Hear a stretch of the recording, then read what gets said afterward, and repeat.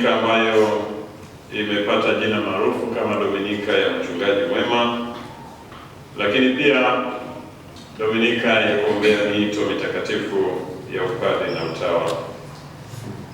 Tusali na kutafakari jinsi ambavyo tunajikabidhi kwa Kristo mchungaji mwema, lakini jinsi ambavyo tunalea miito kuikaribisha na kuiombea. Tusali basi kwa namna pekee siku ya leo kuombea miito hiyo, tukifahamu wazi bila kuwa na hiyo miito kazi ya uinjilishaji na ya wokovu inakuwa ni ngumu zaidi. Basi pamoja na mawazo hayo mema, pamoja na nia zetu, tuketi kusikiliza nia za misa hizo.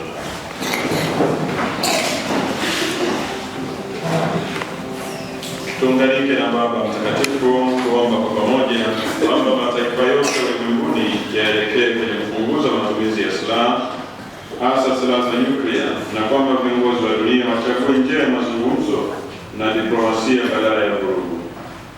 Kuombea waamini wote wapokea walio katika maisha ambao walio katika pendo na uaminifu, wagane na wajane Mungu wategemezi, waamini wote walio katika kusali na wanaowajibika kutoa zaka, mavuno na majitoleo mengine.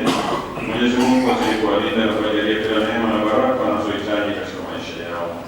Pia tunawaweka mikononi mwako waamini wanaoishi unyumba bila ndoa takatifu na wote waliorudima kusali na wasiotimiza wajibu wa kumtolea Mungu. Tunaomba watie nguvu, waguse na kuwafariji upendo wake.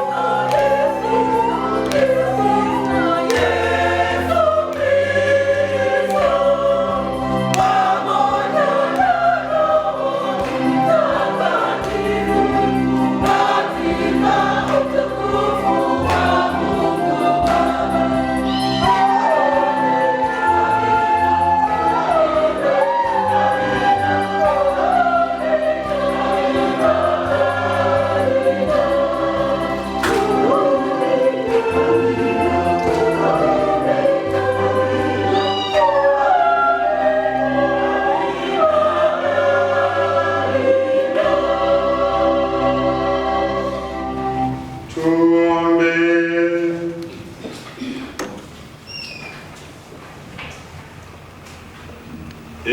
Mungu Mwenyezi wa milele, utuongoze hadi kushiriki furaha za mbinguni, ili sisi kundi la kondoo wako wanyonge tufike huko alikotangulia mchungaji wetu shujaa.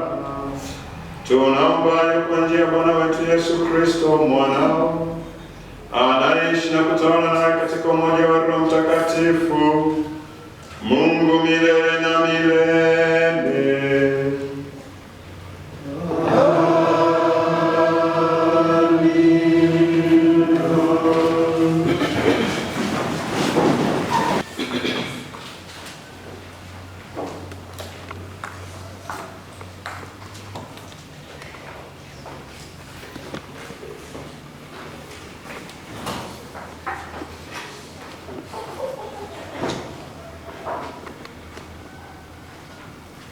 Somo la kitabu cha Matendo ya Mitume.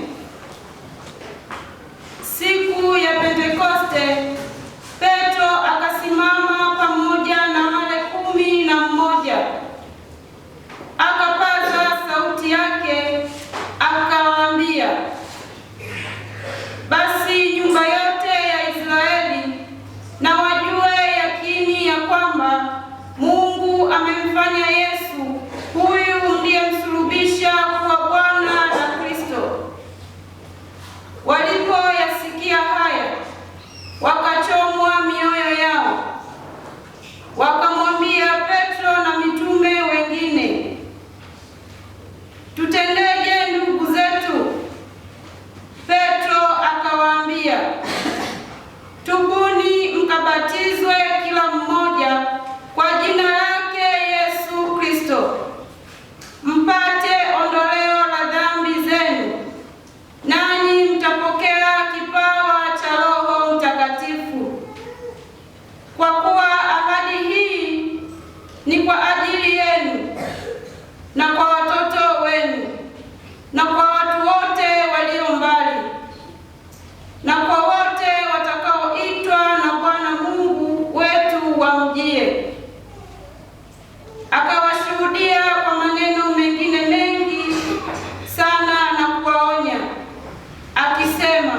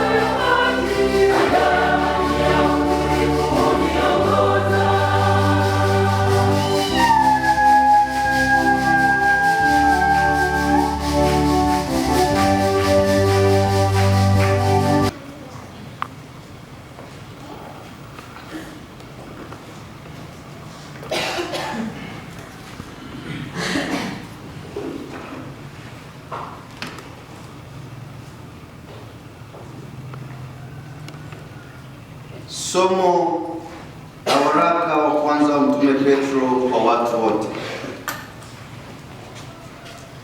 Kustahimili mtendapo mema na kupata mateso, huu ndio wema hasa mbele za Mungu, kwa sababu ndio mlioitiwa. Maana Kristo naye aliteswa kwa ajili yenu, akawaachia kielelezo mfuate nyayo zake. Yeye hakutenda dhambi, wala hila haikuonekana kinywani mwake. Yeye alipotukanwa hakurudisha matukano, alipoteswa hakuogofya, bali alijikabidhi kwake yeye ahukumie kwa haki. Yeye mwenyewe alizichukua dhambi zetu katika mwili wake juu ya mti, ili tukiwa wafu kwa mambo ya dhambi tuwe hai kwa mambo ya haki. Na kwa kupigwa kwake mliponywa. Kwa maana mlikuwa mnapotea kama kondoo, lakini sasa mmemrudia mchungaji na mwangalizi wa roho zenu. Neno la Bwana.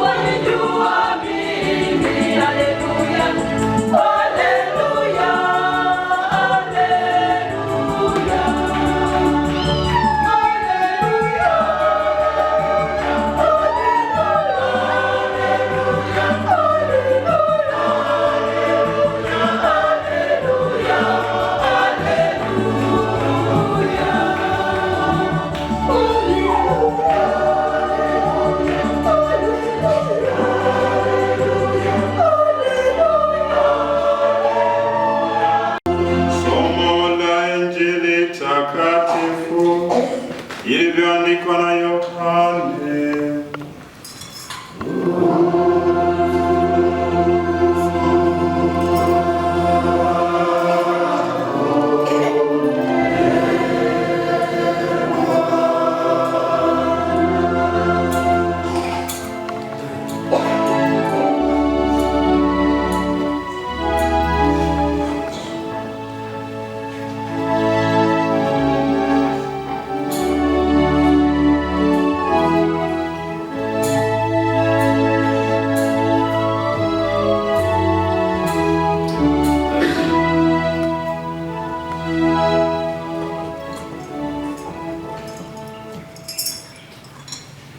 Yesu aliwaambia Wayahudi, amini amini nawaambieni, yeye asiyeingia mlangoni katika zizi la kondoo, lakini akwea penginepo, huyo ni mwivi naye ni mnyang'anyi.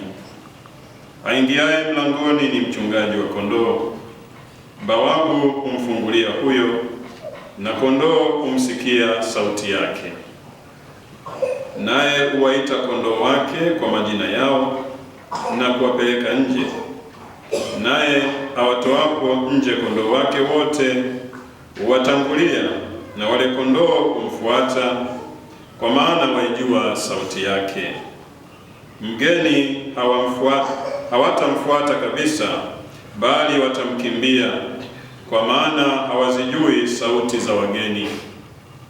Mithali hiyo Yesu aliwaambia, lakini wao hawakuelewa mambo hayo aliyowaambia. Basi Yesu aliwaambia tena, amini amini nawaambieni, mimi ndimi mlango wa kondoo. Wote walionitangulia ni wevi na wanyang'anyi, lakini kondoo hawakuwasikia. Mimi ndimi mlango, mtu akiingia kwa mimi ataokoka, ataingia na kutoka, naye atapata malisho. Mwivi haji ila aibe na kuchinja na kuharibu. Mimi nalikuja ili wawe na uzima, kisha wawe nao tele. Neno la Bwana.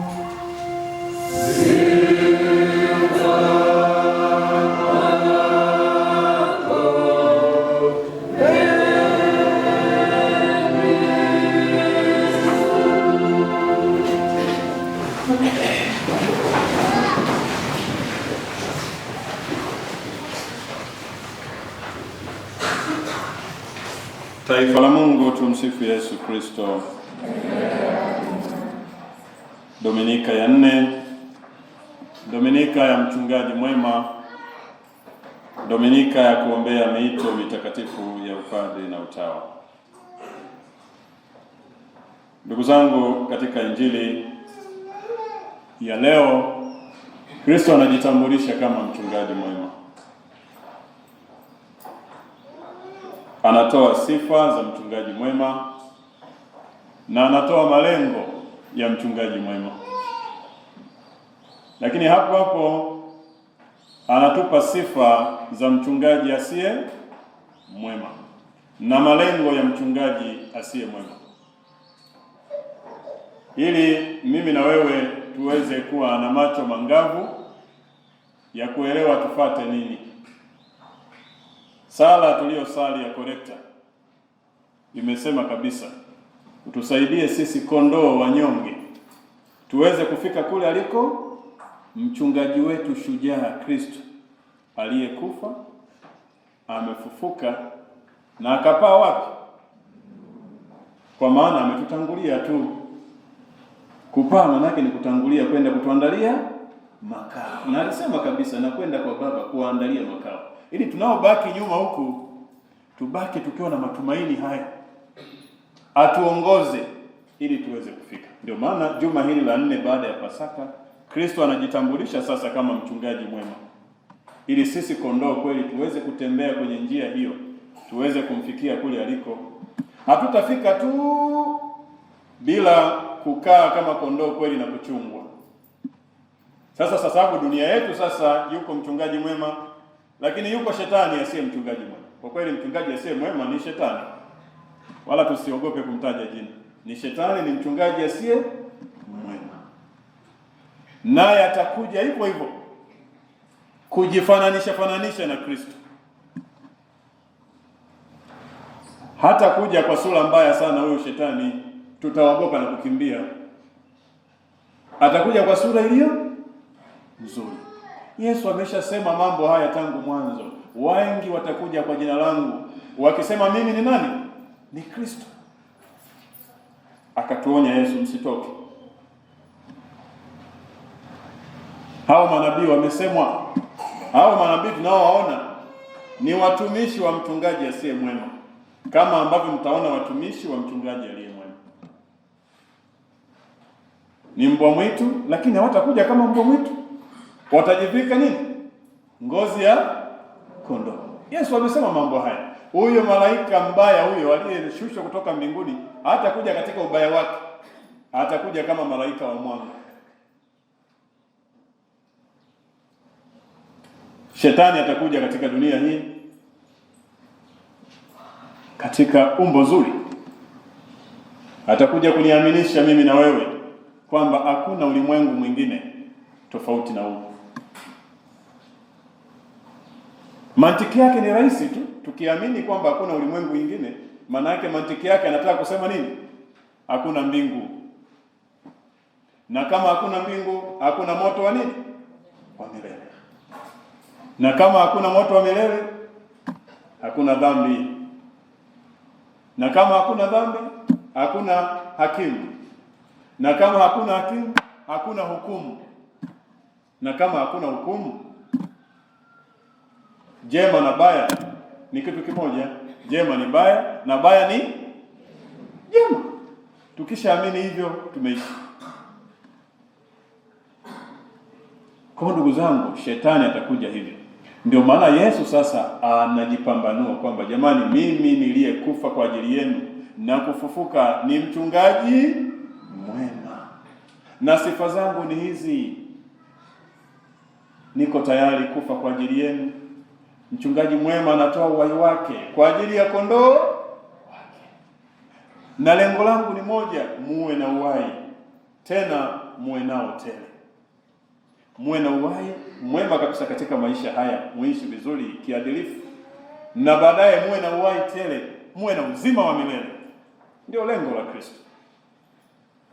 Lakini anasema wanaokuja nyuma yangu, wanaoingia nyuma ya mlango na kumtangulia ni wezi na wanyang'anyi. Kwa hiyo wezi na wanyang'anyi wapo.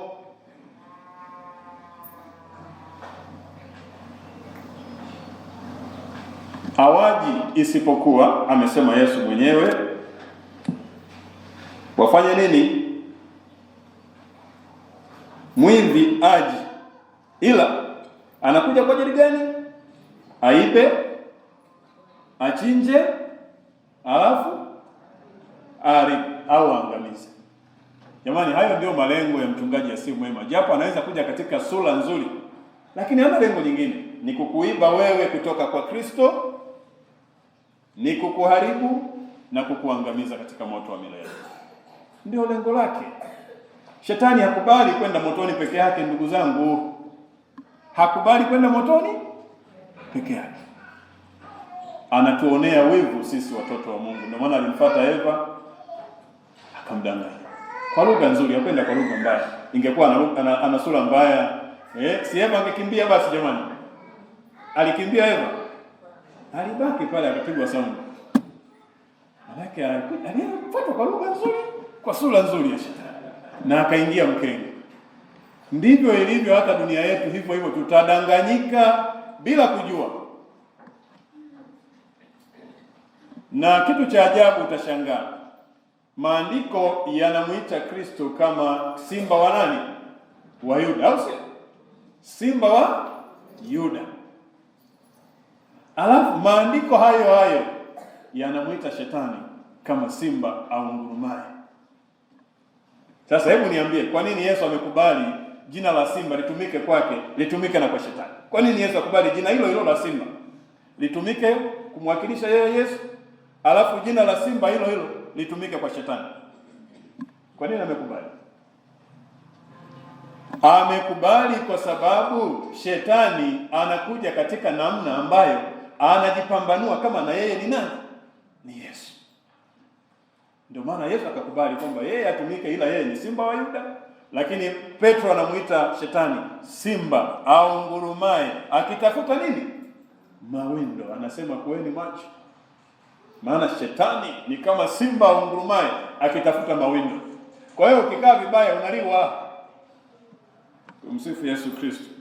Sasa ndugu zangu wapendwa, Injili imetoa kwa ufupi huo mpambanuo wa mchungaji aliye mwema na asiye mwema. Tutajuaje sasa mchungaji huyu ni mwema? Sifa ni hizo, malengo ni hayo, ni kazi kwako.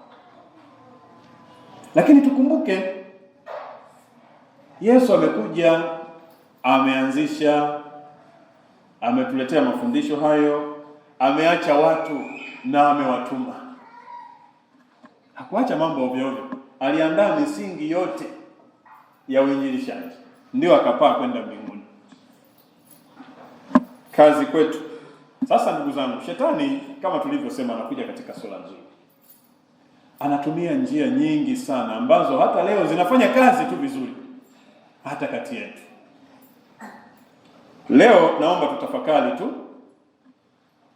njia 3. Ziko nyingi kweli kweli, hatutaweza kumaliza kwa maana ya mahubiri. Njia 3 tu leo walau ambazo shetani anatumia kututoa sisi tusimfuate mchungaji mwema, tumfuate yeye. Ziko 3 nitazitaja.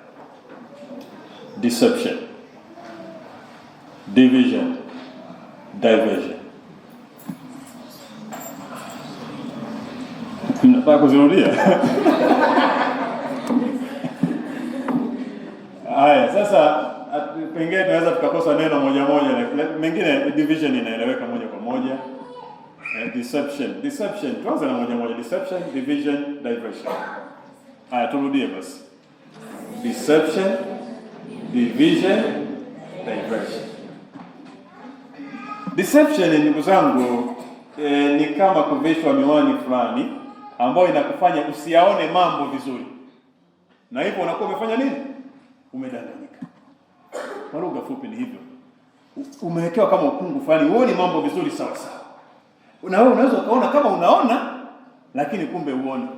Kama unajua, kumbe unapokuja kujikuta motoni ndio unajua kumbe nilikuwa sijui. Ni hivyo tutapotea bila kuelewa. Kwa shetani anakuja kwa mtindo huo. Analeta vitu fulani tuone kama ni sahihi, kama ni kweli, lakini kumbe tunatoka nje ya mstari. Njia ya kwanza anayotaka kutuchanganya, anatumia dini kupambana na dini. Anaamsha makanisa kupambana na kanisa ili kutuchanganya. Niwaulize, Yesu aliacha makanisa mangapi? Yesu aliacha kanisa ni moja, aliloliasisi. Wewe ndiwe Petro, na juu ya mwamba huu nitalijenga kanisa langu, wala milango ya kuzimu, hiyo ya shetani, haitalishinda. Kanisa la Yesu ni wazi, ni kubwa. Pengine linaweza kuvuka mipaka kidogo ya kanisa Katoliki. Lakini tunasema katika Kiingereza, the Church of Christ subsists in the Catholic Church. Yaani sijui tutafsiri vipi sasa. Kanisa la Yesu ni kama limejaa katika kanisa Katoliki, afu linamwagikia kidogo. Sijui tunaelewana eti? Ningeweza kusema kwa Kiswahili limejaa katika kanisa Katoliki, afu linamwagikia kidogo nje kuvuta wengine. Hilo ndio kanisa la Yesu. Lakini ni hili tu, lazima liwe moja, takatifu. Katoliki kwa maana la wote, la dunia yo, na liliacha chini ya mitume, lazima liwe la mitume. Kwa ndugu zangu, Yesu aliacha kanisa hilo, lakini shetani anakuja, anaamsha makanisa ili kutuchanganya. Sasa tusijue kanisa la Yesu ni lipi, mamia na mamia ya makanisa. Kwa akili ya kawaida, kama Yesu ni mmoja ndugu zangu, na Roho Mtakatifu ni mmoja, hayo makanisa yote yanaweza kuwa ya Yesu. Huu utitiri wa makanisa yote ni ya Yesu. Si angesema basi mwanzoni kabisa, jamani, nitaanzisha makanisa yangu, hapo utachagua. Lakini alisema mmoja, au sio? Yeye amekujaje sasa? Yapo ambayo amekuja kwa sababu tu za kihistoria za kibinadamu, lakini anabaki kama taasisi, sio kanisa la mtu. Hatuwezi kusema sana kuhusu hayo. Yametokea kutokana na makosa yetu na viongozi wa kanisa. Tumepata Walutheri, tumepata Waanglikana, tuachane na hiyo. Lakini kuna utitiri wa makanisa, kwa mfano wa Presbyterian, wa Baptisti, wa Methodisti, United Church of Christ, wafuasi wa Kristo, Latter-day Saints, wa Adventisti, hawa kawaida tu, wa Adventisti walikuwa wa kawaida. Alafu huko tena pakatokea wa Adventisti wa siku ya saba, ndio hawa sabato sasa. Church of Christ, mashahidi wa Yehova, wa Mennonite, wa Congregation, wa Moravian, United Brethren, Evangelical, Salvation Army, Assemblies of God, Church of Nazareth, wa Pentecoste, wa Rokole, ambao mnajua huko ndani tena kuna section au sio? Sasa ndugu zangu, katika hapo ni machache au sio? Ukitaja yote, yani chukulia tu na yale ambayo yako Tanzania, yale tu yani hapa Tanzania ya watu. Mwisho wa siku sasa unakaa tu sasa umechanganyikiwa. Wapi ni wapi? Kwa hata kwa nyinyi wateule mnaweza mkakaa mnatangatanga kama watoto wa bata. Msielewe. Kwa hiyo tayari unakuwa ni mtu uliyechanganyikiwa tu tangu mwanzo. Ujue hata uende wapi, kipi ni kipi. Ewe mteule, kuwa nini? Kuwa macho. Lengo la yote haya ni nini? Hayawezekani yakawa imetumwa na mtu mmoja. Huyu anasema hivi, huyu anasema hivi, huyu anasema hivi, huyu anasema hivi. Mtu mmoja hawezi akatuma watu katika mtindo tofauti wa mambo. Tumsifu Yesu Kristo. Tupambanue sasa, mchungaji mwema ni yupi? Ni wazi hata sisi tuliomo humu kanisa Katoliki tunaweza kuwa wachungaji wasio wema. Tunaweza kuwa wachungaji wasio, tunahudumia kweli mambo mema na matakatifu, lakini tunaweza kuja kwa lengo lisilo jema.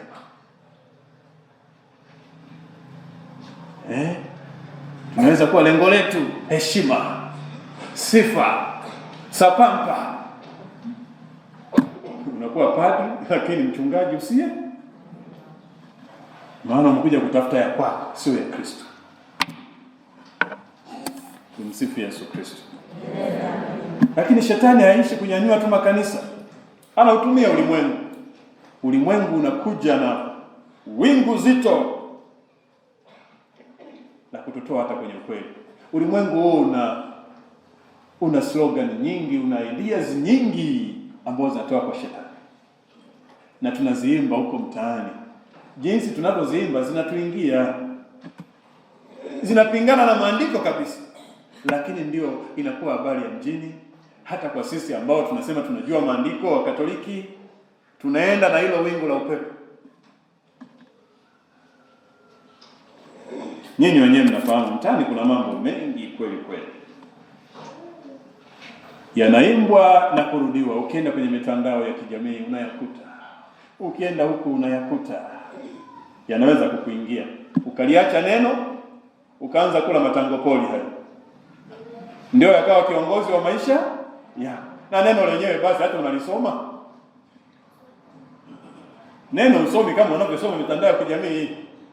Neno usomi kama unavyosikiliza tamthilia wewe. Kwa hiyo kichwa chako kimejaa tamthilia.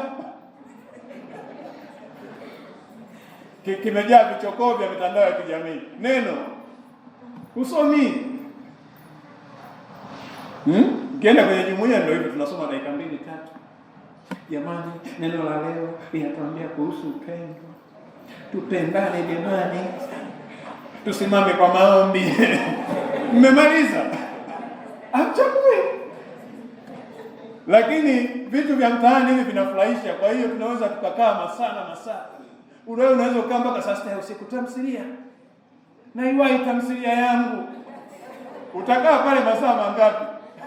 Ambiwa kuabudu Ekaristi Takatifu. Ndio mambo yalivyo. Mambo haya yanafurahisha, kwa hiyo yanatu keep active na tunayajua kweli kweli. Hebu sikiliza baadhi ya vitu ambavyo tunavisikia huko kwenye mitandao. Na hata juzi tumevisikia kwenye kikao kimoja. Kuna haja gani jamani ya kufuga ng'ombe wakati unaweza kupata maziwa bila kufuga ng'ombe? Hamjaisikia hiyo? Hamna bango nini?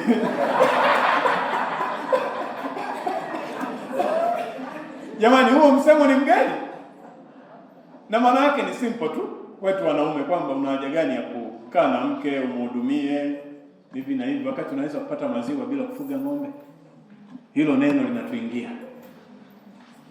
linatuingia, au sio? Lugha nzuri kabisa. Piga chini, weka mwingine. Akikuzingua piga chini, weka mwingine bwana. Wanawake wako wengi jamani, hata sensa ilisema wako wengi, sijui mara ngapi kuliko.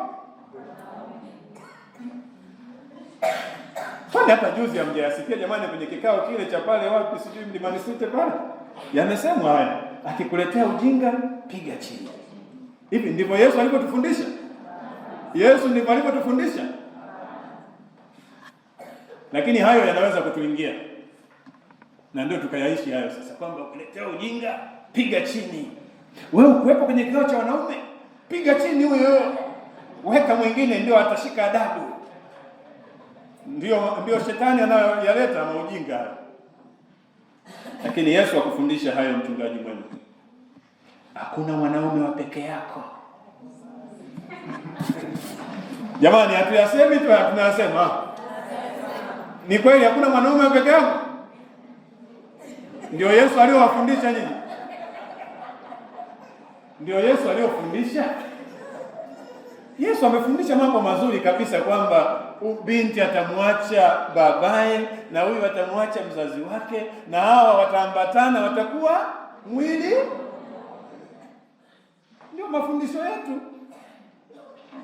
Lakini tunaanza kuyafanya haya mambo, yaani ubaya uwe wema. Ndio hiyo habari ndio tunaoimba, wala hatuoni aibu. Jamani, ushaona hapo mwanaume wa pekee yako kizuri kula na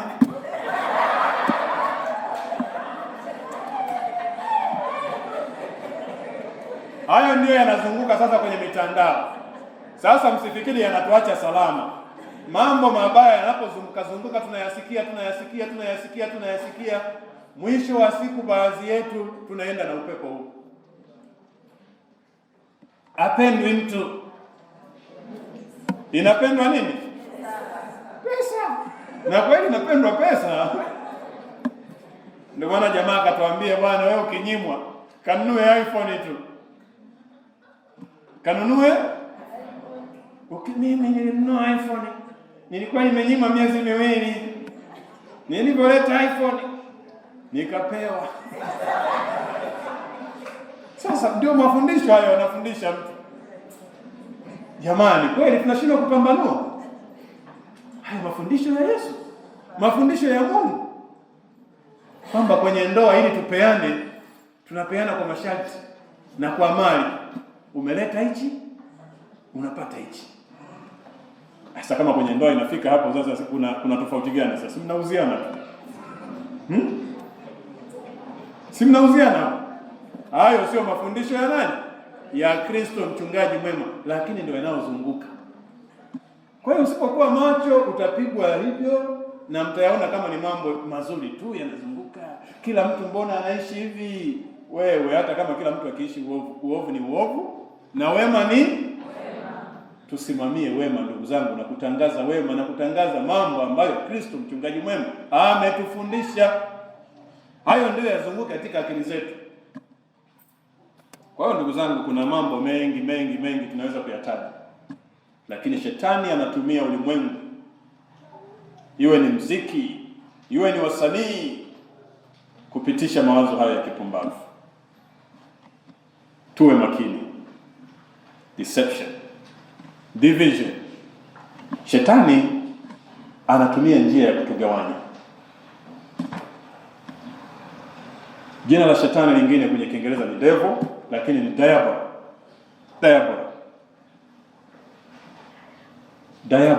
ni jina la shetani pia kwenye Kiingereza. Linatokana na diaborine, kugawanya. Kwa ni kazi ya shetani. Si tu kudanganya, sio baba tu wa uongo, lakini pia ni anayeleta nini? Mgawanyiko. Umoja ni nini? Ni nguvu. Shetani analeta mgawanyiko kila mahali. Maeneo ya kazi shetani anataka wagawanye. Familia zetu anataka azigawanye, azitawanishe. Jumuiya zetu anataka alete huko chuki na nini, zigawanyike. Ndoa zetu anataka azigawanishe. Ndio kazi yake. Anapofanikiwa hilo jambo, anamaliza kazi kirahisi. Kanisa lilikofikia ni kazi ya nani? Jamani, kanisa lilikofikia sasa hivi ni kazi ya nani? Ni Shetani, ni dhambi tu. Hili kanisa liliachwa moja.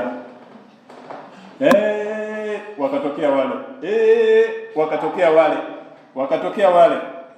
Likawa macho, likajaribu kujilinda. Wale hawakubaki salama tena. Wakaendelea kugawanyika. Mpaka leo tunaimba ekumenism. Leo tunaimba nini? Ekumenism, manake kufanya juhudi za sisi kuwa katika imani moja. Kwa ndugu zangu, tuwe macho na chuki zozote zinazopandikizwa kati yetu. Kuwa macho na mambo yote yanayovuruga umoja. Tusione sifa familia zinavyogawanyika, ndoa zinavyotengana. Sio lengo la Mungu. Alichokiunganisha Mungu mwanadamu, hayo ndio mafundisho ya Kristo. Malaki sura ya 2 aya ya 16, nachukia kuachana. Lakini Shetani anatumia njia hiyo, talaka, watu waachane. Utaenda huko utahangaika na maisha yako, kafie mbali, na wewe nenda huko kafie mbali, alafu watoto wabaki wakihangaika, wakose misingi, wakose malezi. Ulimwengu unaoza polepole. Kwa hiyo ndugu zangu, tusisitize mambo yanayotuleta nini? Pamoja. Tumezungumza tangu Ijumaa katika semina, bila shaka jana na leo tutaendelea kuhusu familia na nini? Na malezi. Yote hiyo ni kutusaidia tubaki wamoja. Kuona bwana, hakuna msingi wa kanisa, hakuna msingi wa nchi, ni familia. Ukishaharibu msingi ambao ni familia, hata hiki ambao tunamuomba Yesu tupate miito mitakatifu, tutaitoa wapi miito hiyo hewani? Lazima ulelewe kwenye familia kwanza. Baadaye ndio uje kuwa meneja, baadaye uje kuwa rais, baadaye uje kuwa padri, uje kuwa nani. Mambo haya yanaenda hivyo. Kila ikitoka familia ile imara inalea vizuri, ndio watu tunaokuwa wazuri, ndio tutakao tengeneza familia zingine nzuri. Ndio mambo yanaenda hivyo. Kwa hiyo kanisa likiendelea kuoza, dunia inaendelea kuoza. Ndivyo ilivyo tu. Unapoiona dunia imeoza na kanisa limeoza hivyo. Kwanza sisi tumeoza, ndio maana dunia imeoza. Tukiwa wazima tunaibadilisha dunia. Kwa hiyo ndugu zangu, tusisitize tuwe macho, ni kazi ya Shetani. La mwisho ni diversion. Diversion sasa ni kukutoa nje ya mstari. Kukutoa nje ya kukuhamisha kwenye lengo. Mungu ametuweka duniani tufanye nini?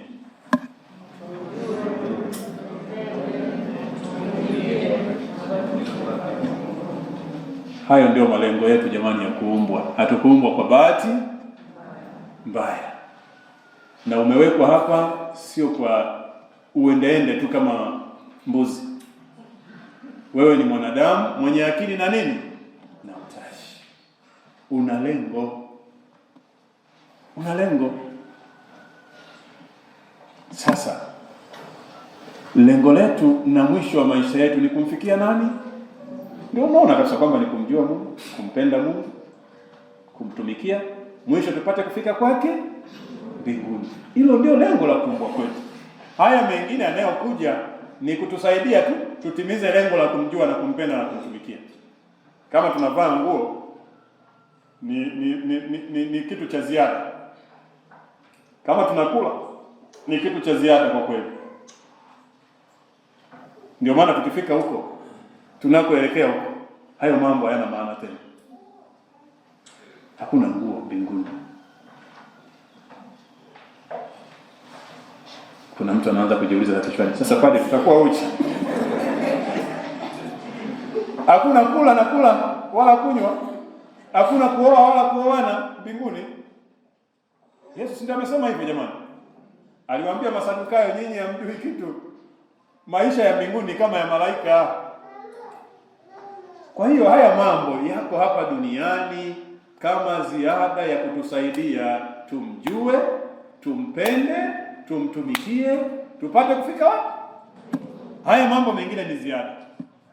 Shetani sasa anakuja anakushawishi wewe, haya mambo ya ulimwengu ndio lengo, uone kwamba haya ndio lengo la maisha, na hivyo hautahangaika na hayo mambo ya mbinguni.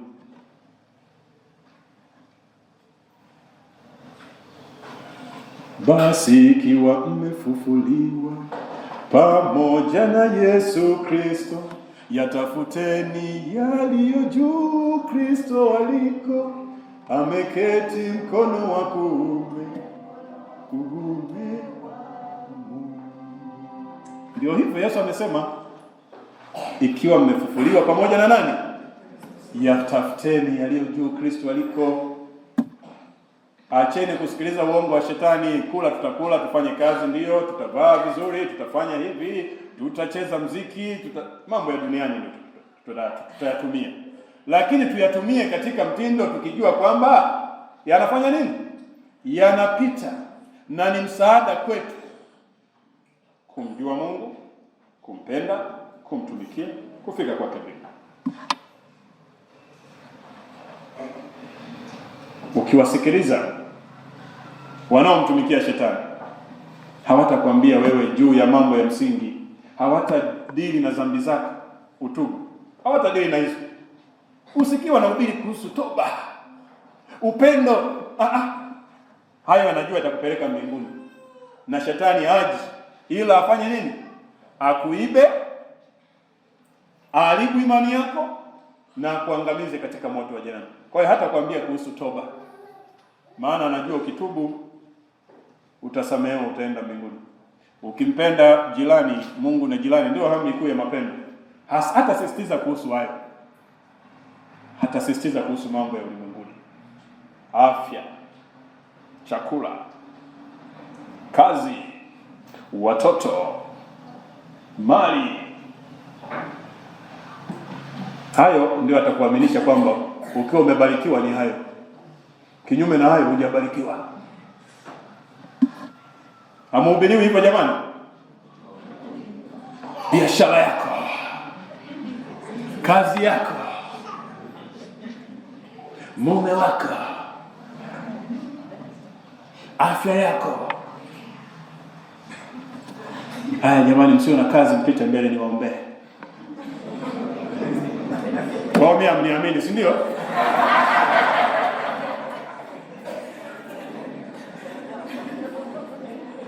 Hao watu hawagusi mambo mengine ya muhimu, ni hayo, wanacheza na hayo. Si mnayapenda? Si unapenda pesa? Unapenda afya nzuri? Unapenda kazi? Wanadili na hayo. Na wewe ndio unaweka akili yako, unajua ni lengo sasa. Nimebarikiwa, nilikuwa sina kazi, lakini sasa nimepata kazi. Sawa, kupata kazi ni kitu kizuri na cha msingi, tungetamani wote tupate kazi, sio jambo baya, lakini kupata tu kazi haufiki mbinguni kwa kupata kazi. Sijui unakumbuka hiyo? Unaweza ukapata kazi maisha yako yote, lakini usifike mbinguni. Usisahau, upate kazi, uitumie vizuri. Unapokosa, ujutie dhambi zako. Kazi hiyo utumikie kwa uaminifu. Utumie kazi kumjua Mungu, kumpenda Mungu, kumtumikia Mungu, ndio utafika mbinguni. Lakini kazi tu, pesa tu, hiyo sio baraka. Kama ambavyo dunia ina define baraka, kwamba aliyebarikiwa, yani Mungu kamnyanyua. Mungu kamnyanyua. Kumbe ukipata pesa ndio umenyanyuliwa, na wewe unabaki hapo hapo kwenye pesa tu na mali ya dunia hii. Lakini kwamba anaishi kwa upendo, anasaidia masikini, hiyo haionekani kama umenyanyuliwa. Tutabaki na dunia huu na tutafikia Kristo mchungaji mwema kama tukizubaki. Tukumbukeni jamani aliyotufundisha Kristo mchungaji mwema, tafuteni kwanza ufalme wa mbingu, mengine hayo mtapewa. Kwa nini? Nimewaambia hayo ni ziada. Mungu anajua tunahitaji chakula, atakupa kwa ziada. Uweza ni kingi au kidogo.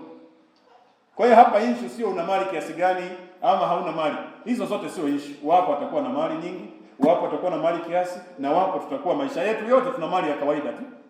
Hivyo ndio ukweli, ndio dunia ilivyo. Wapo utakomaa na mali hiyo hiyo ulionayo mpaka mwisho, una rest in peace mwanangu, utapata zaidi. Ndio reality ya dunia jamani. Hata tukiwaombeaje, hata tukiwaombeaje, mali ndio hii duniani tunagawana. Sasa tutapata wote sawa? Hapa haiwezekani by the way tukawa wote sawa. Yaani haitawezekana. Lazima wepo mwingine ana kingi zaidi atuajiri wengine. Sasa mkipataje ni issue nyingine, lakini lazima mtu mmoja awe na kingi atuajiri wengine. Wewe unahitaji mtumishi. Si unahitaji mtumishi nyumbani kwako? Sasa wote tungekuwa sawa, nani angekuwa mtumishi mwingine? Yaani kwa hiyo maisha ndivyo yalivyo, reality hii. Lakini wote ni watoto wa Mungu. Wote tuendelee kupambana tutakachofanikiwa na Mungu, lakini tusifikiri hayo mafanikio ndio definition ya baraka au kunyanyuliwa na Mungu. Baraka ya kweli ni kumfikia nani? Tunamuita Bikira Maria mbarikiwa, maana amemfikia Mungu.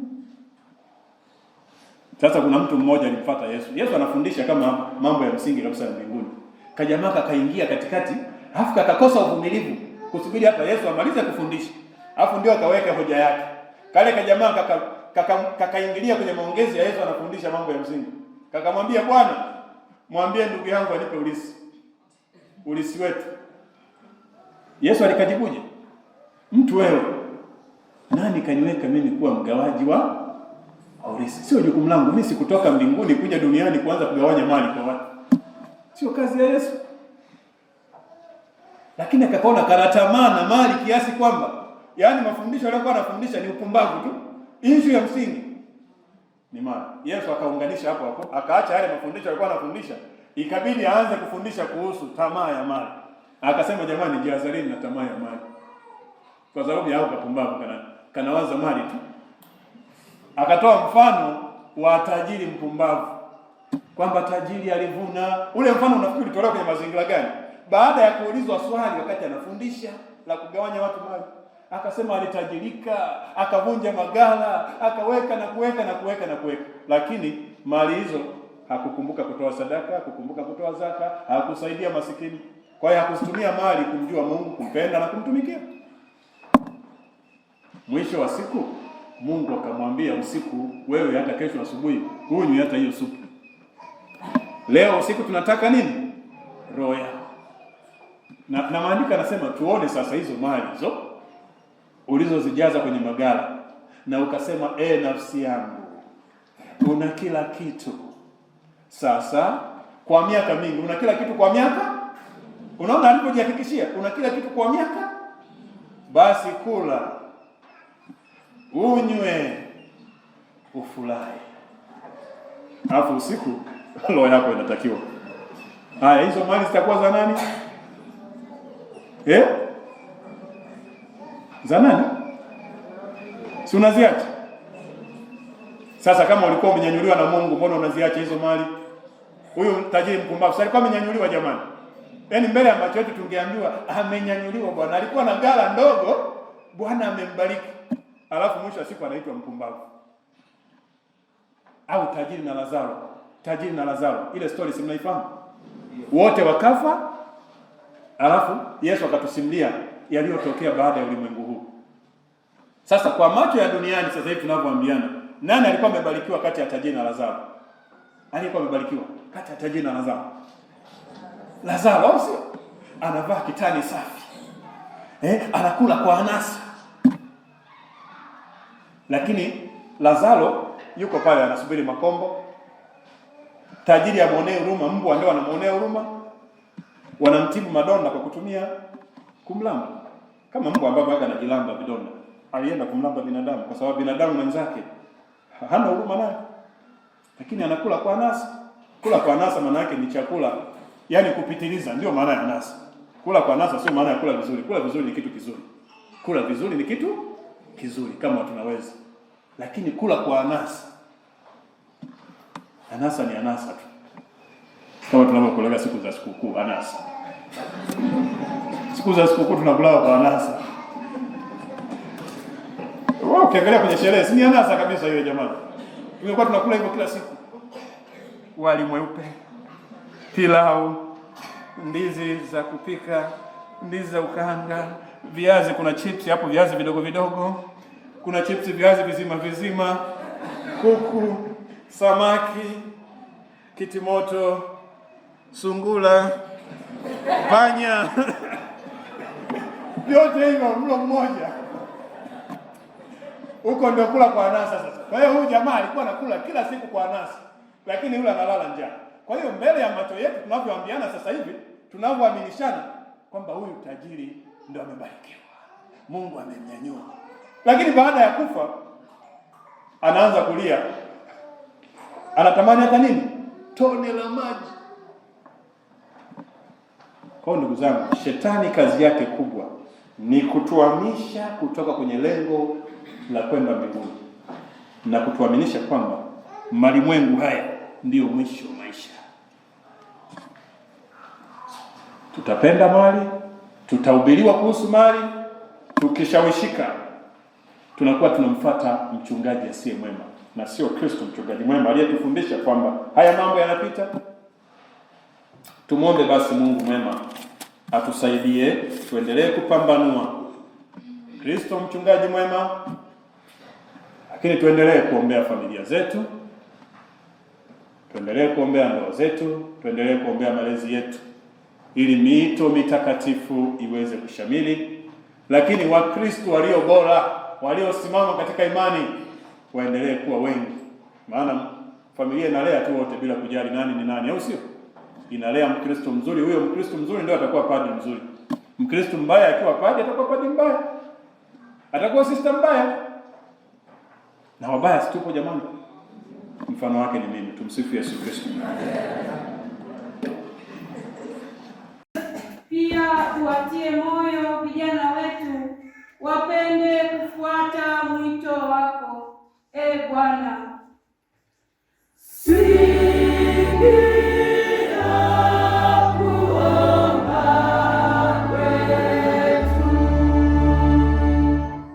Wafuasi walifanya kazi ngumu katika ziwa, lakini walifanikiwa kuvuta samaki mpaka pwani kwenye usalama. Bariki kazi zenu, matunda ya uzima wa milele, Bwana.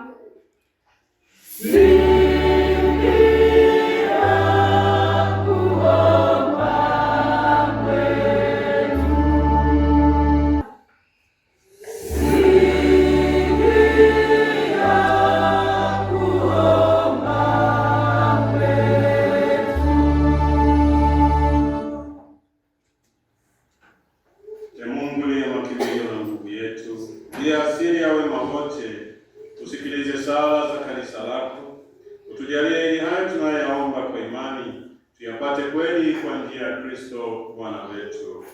Amen.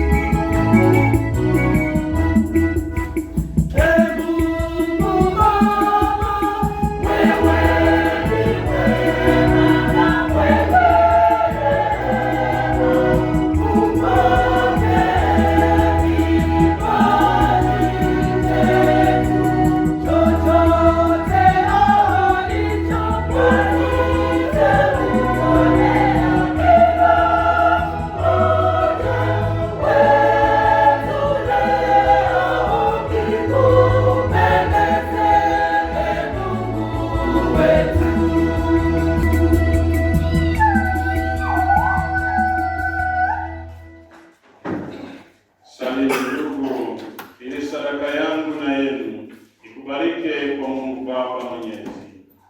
Bwana apokee sadaka mikononi mwako kwa sifa na utukufu wake, kwa manufaa yetu sisi na ya wote watakatifu.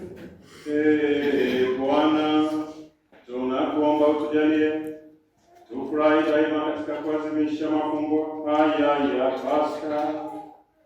Hii ni kazi ya ukombozi wetu inayoendelea kutimizwa ndani yetu, iwe kwetu sababu ya furaha ya milele. Tunaomba hayo kwa njia ya Kristo Bwana wetu.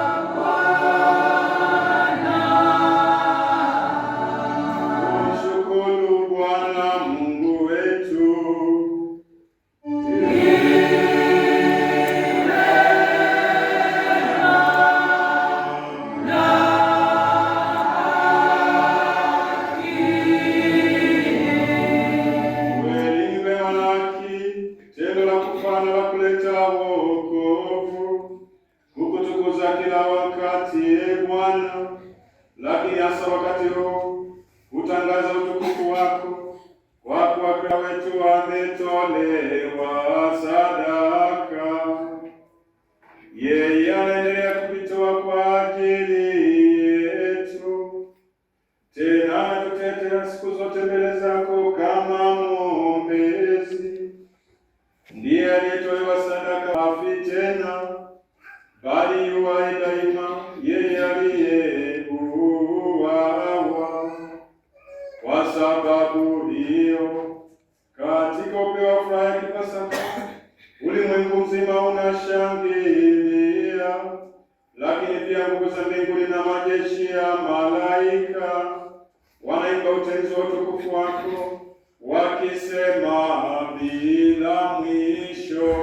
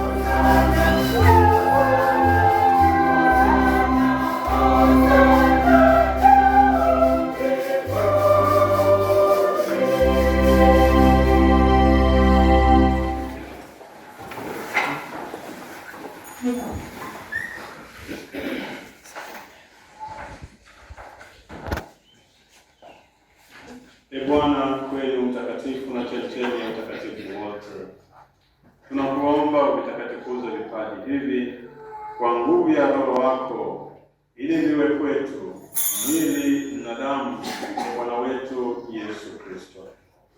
Yeye alipotolewa na kuingia kwa hiari katika mateso yake, alitwaa mkate, akashukuru, akaumega na akawapa wafuasi wake akisema, twaeni mle nyote, huu ndio mwili wangu utakaotolewa kwa ajili yenu.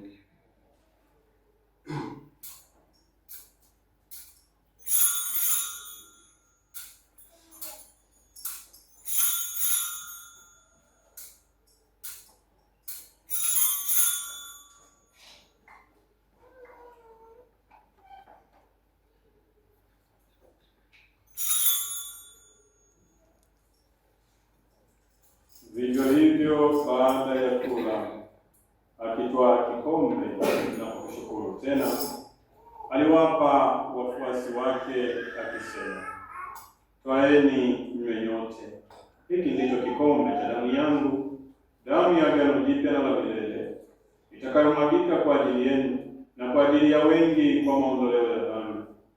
Fanyeni hivi kwa ukumbusho wangu.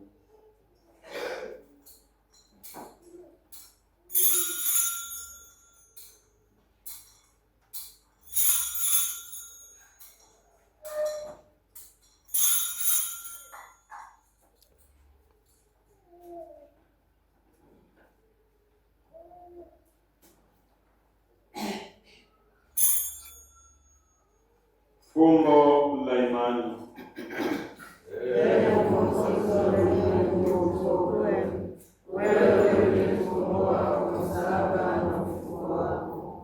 Kwa hiyo, Bwana, tunapoadhimisha ukumbusho wa kifo na ufufuko wake mwanao, tunakutolea mkate wa uzima na kikombe cha wokovu. Tunakushukuru kwa kuwa umetustahilisha kusimama mbele yako na kutumikia. Pia tunakusihi kwa unyenyekevu, ili kwa kushiriki mwili na damu ya Kristo tukusanywe na Roho Mtakatifu tupate kuwa jamaa moja. Bwana, ulikumbuke kanisa lako lililoenea popote duniani, ulikamilishe katika mapendo, pamoja na Baba Mtakatifu wetu Leo wa 14 na askofu wetu Liberatus Sangu na wapendwa wote. Uwakumbuke watumishi wako ulioorodhesha majina yao mwanzoni mwa misa.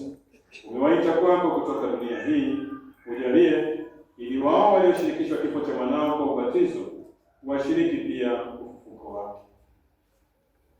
Uwakumbuke pia ndugu zetu waliofariki dunia wakiwa na tumaini la ufufuko, na marehemu wote waliofariki dunia katika huruma yako, uwapokee kwenye nuru ya uso wako.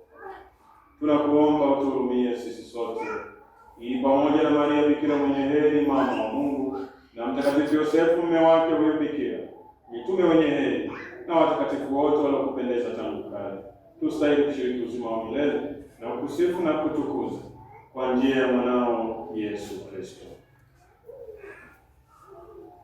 Kwa njia yake na pamoja naye na ndani yake, wewe Mungu Baba Mwenyezi, katika umoja wa Roho Mtakatifu, unapata heshima yote na utukufu milele na milele.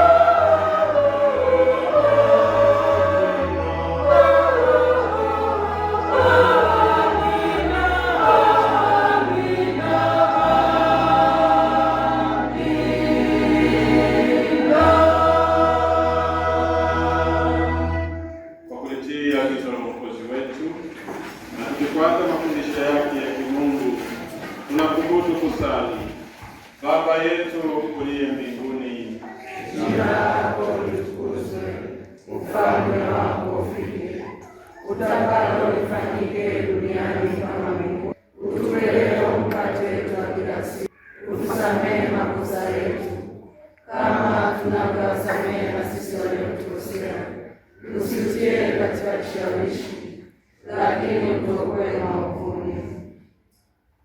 Bwana, tunakuomba utuokoe katika maovu yote, utujalie kwa wema amani maishani mwetu, kusudi kwa msaada wa yako tuokolewe daima na dhambi, wala tusifadhaishwe na jambo lolote, tunapotazamia tumaini lenye na ujio wa Mwokozi wetu Yesu Kristo.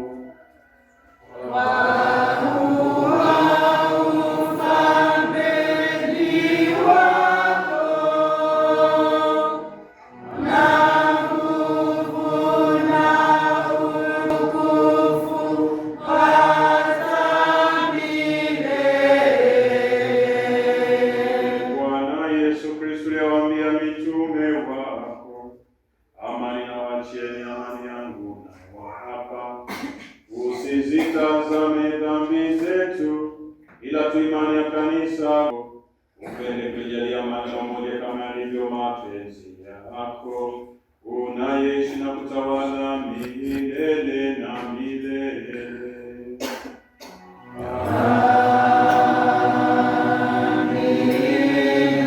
Amani ya Bwana iwe daima nanyi.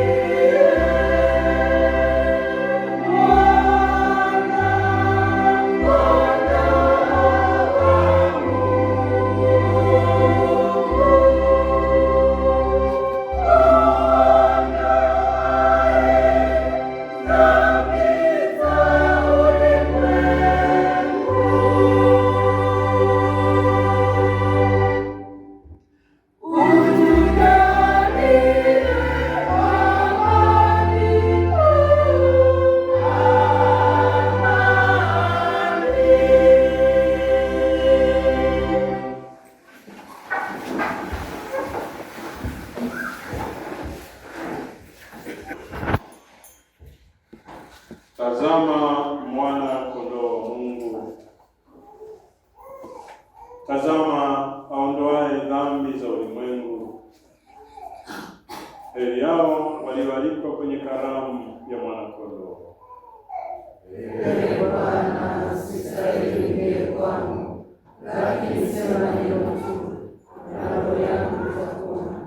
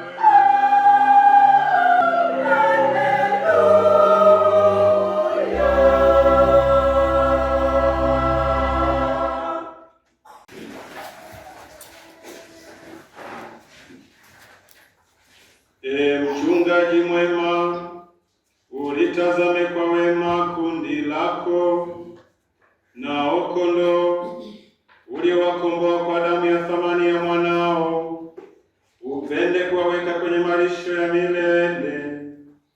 Tunaombayo kwa njia ya Kristo Bwana wetu.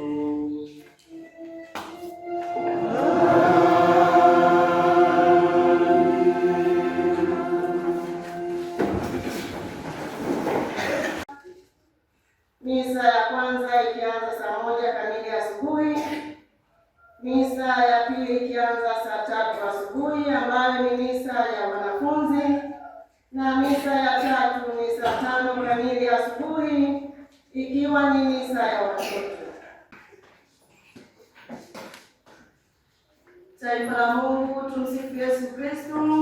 Milele amina. Tumsifu Yesu Kristo. Milele amina. Kwa kuja kusali siku ya leo. Hata malaika mbinguni wanafurahia vile. Amina.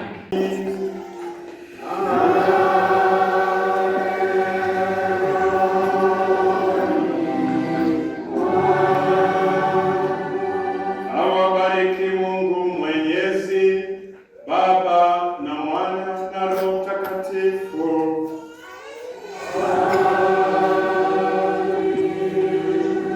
Nendeni na amani.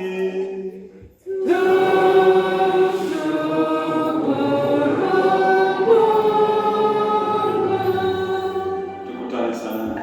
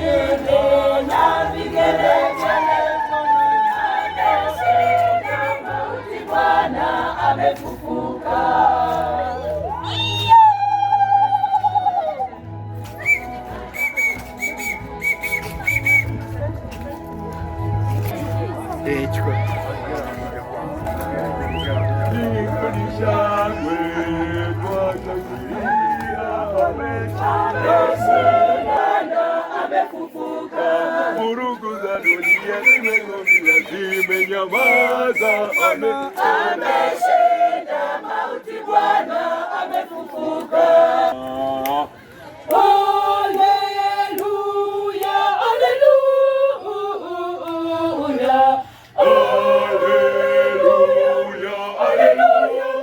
Hallelujah.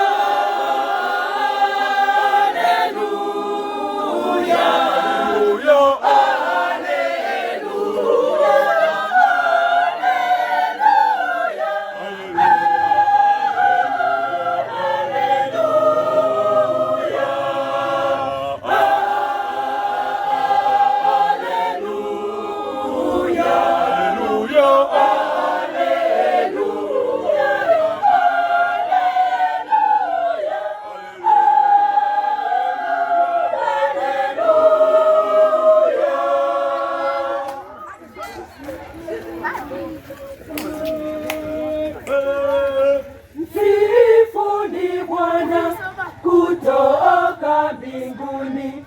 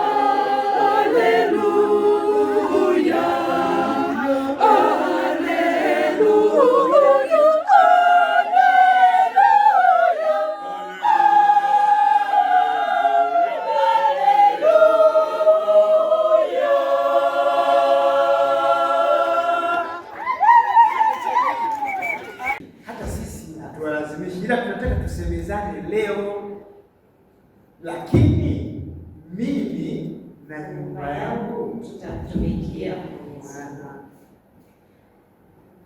Yoshua sura 24 aya ya 15. Sasa mwaka katika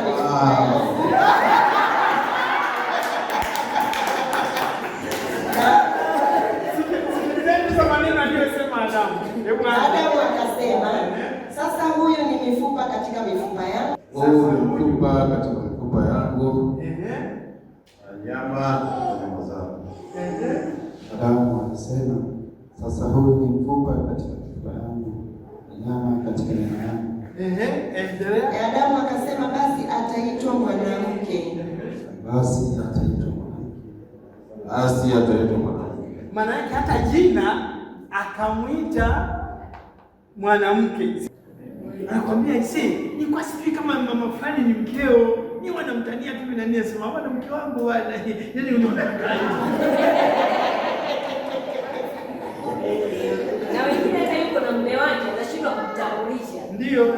Yaani kusema huyu ni mume wangu mbele za watu, naona ana miti. Hauna fahari juu ya mwenzako.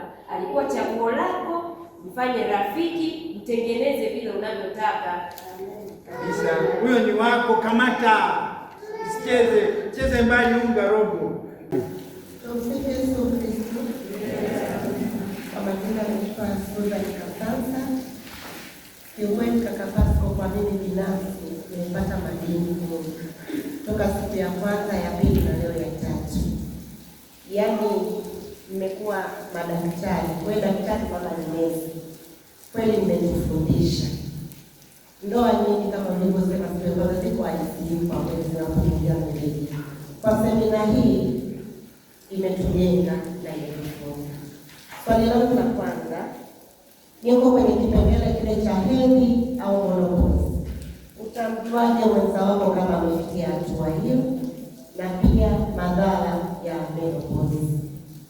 Lakini anahangaika na vibinti vidogo. Kwa hiyo ni wakati wa kupeana nafasi kutulizana, umwambie bwana utafia kwenye vifua vya vibinti. Kumbe ni kipindi tu cha mpito, inafika kipindi mimi ninazoea.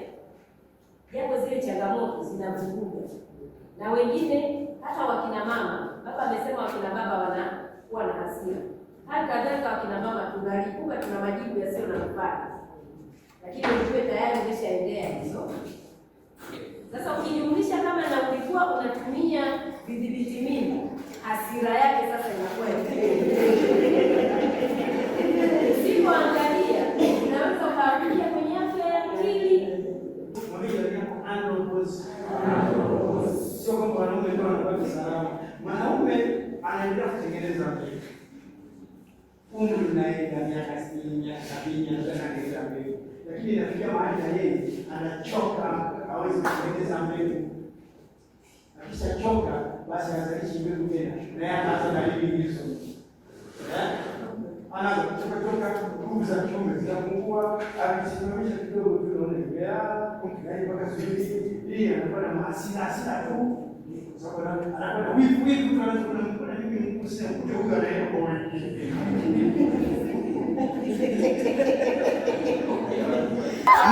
Nimeamua twende, nimeamua mimi mwenyewe kuifanya kazi ya Bwana.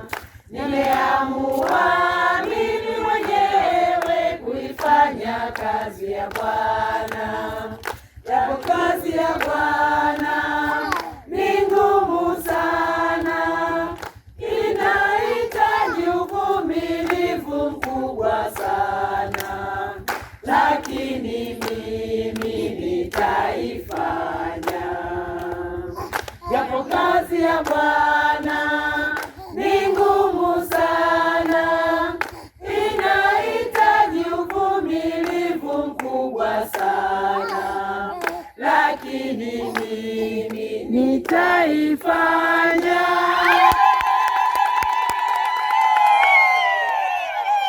Asante.